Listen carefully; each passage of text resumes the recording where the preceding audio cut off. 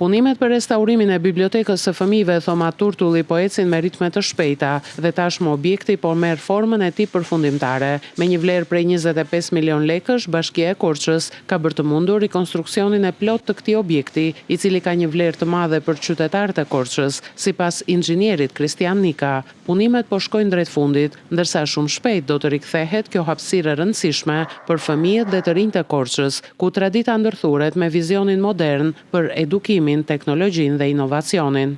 Objekti ka rikonstruksion total brenda dhe jashtë, me fasadën dhe brenda sistemin e ngrohjes, dyert dritare, parket, pllaka, çdo elektrike, çdo gjë është rikonstruktuar e re. Dhe afati përfundimet presim të mbarojmë brenda këtij vitit. Me respekt për vlerat arkitekturore dhe historike të godinës, kjo bibliotek do t'jetë shumë shpejt një qendër e gjallë dijesh, krijimtarie dhe zhvillimi për brezat e rinj, duke vijuar denjësisht amanetin e filantropit Thoma Turtulli për të rinjtë e Korçës.